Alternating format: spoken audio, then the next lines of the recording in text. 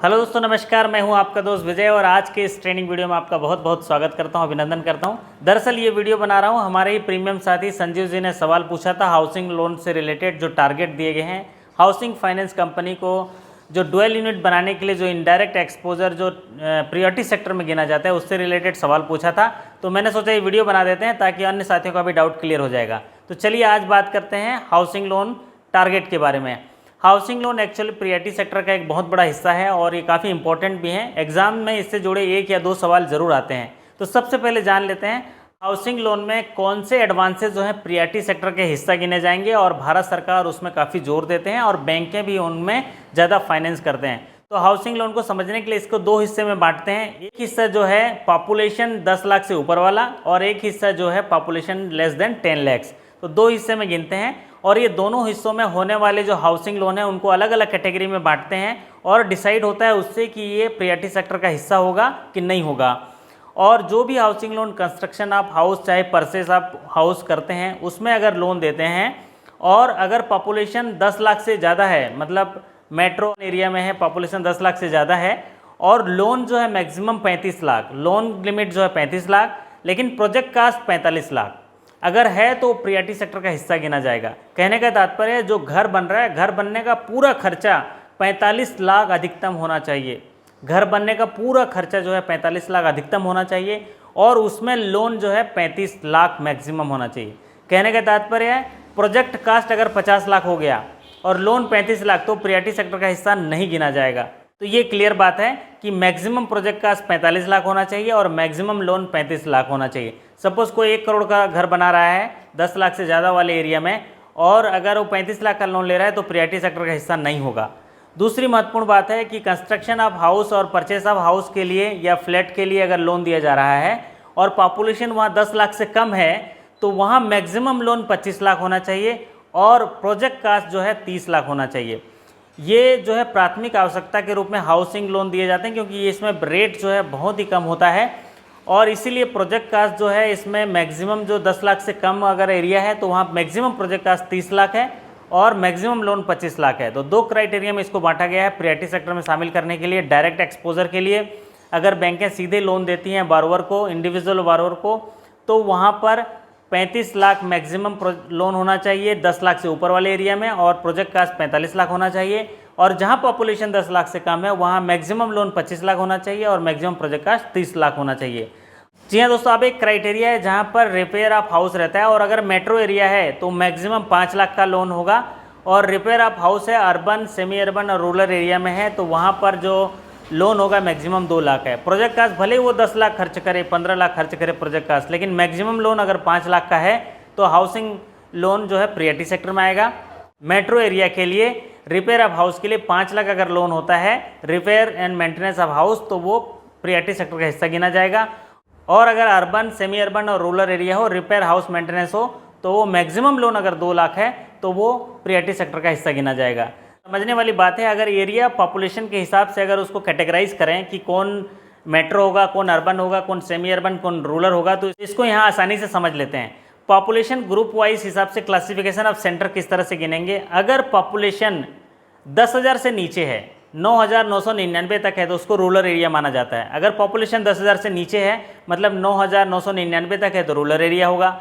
अगर पॉपुलेशन 10,000 से लेके 99,999 है मतलब 10,000 से लेके 1 लाख के तक के है तो उसको सेमी अर्बन माना जाता है।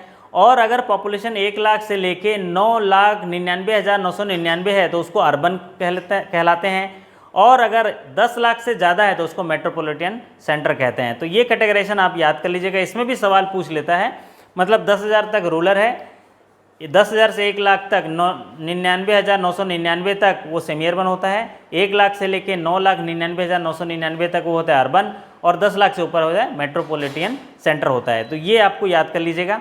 जी हाँ दोस्तों, अब बात करते हैं इनडायरेक्ट हाउसिंग लोन, वो किस तरह से प्रियोरिटी सेक्टर का हिस्सा होगा। क्या होता है, बैंकें डायरेक्ट लोन देती हैं अगर बारोवर को घर खरीदने के लिए, बनाने के लिए, फ्लैट के लिए, तो उसको डायरेक्ट लोन कहते हैं। अगर वही जो बैंक हैं लोन देती हैं हाउसिंग फाइनेंस कंपनीज को, चाहे एनबीएफसीज को, गवर्नमेंट एजेंसी को लोन देती हैं ताकि वो फर्दर जो है वो घर बना के इंडिविजुअल बारोवर को बेच सकें, तो उसको बोलते हैं इनडायरेक्ट हाउसिंग लोन।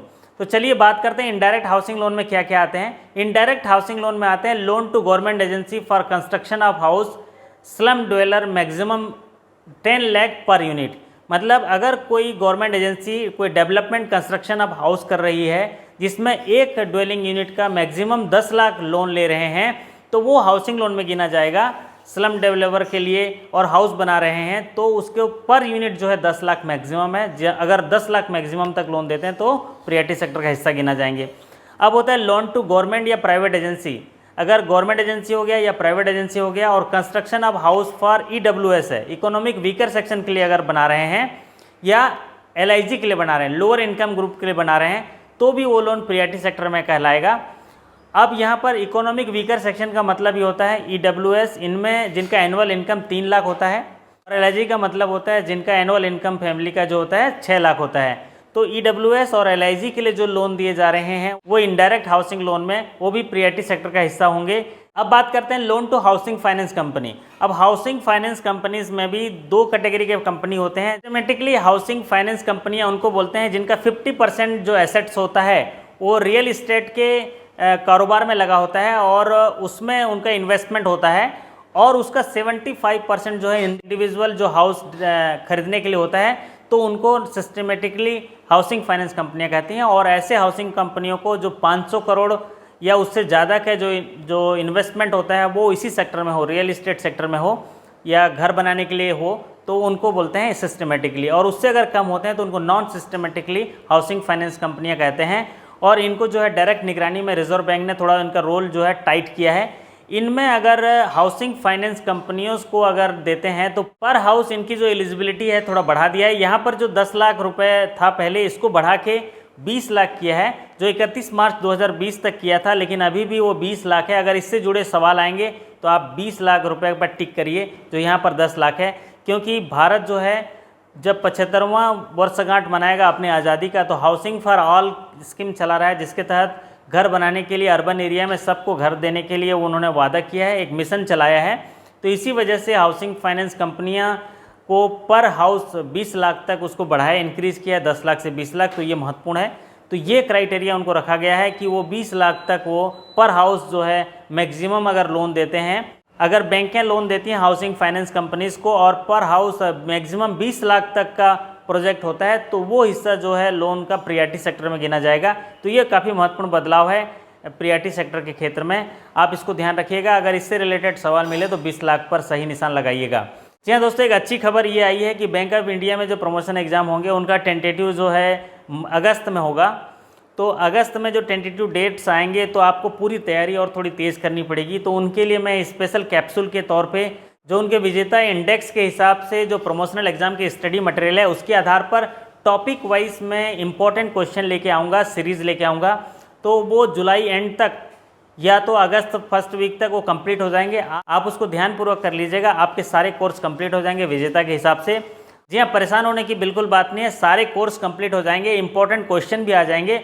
बस आपने थोड़ा समय लगाना है और ध्यानपूर्वक नोट्स बना के एक बार पढ़ लेना है, फिर उसके बाद रिवीजन करते रहिए, सफलता आपकी सुनिश्चित होगी। जी हाँ दोस्तों, आशा करता हूँ कि ये वीडियो से आपको समझ में आया होगा। फिर मुलाकात होगी अगले वीडियो के साथ, तब तक के लिए आपका धन्यवाद। आपकी सफलता की कामना करते आपसे विदा लेता हूँ। Thank you so much.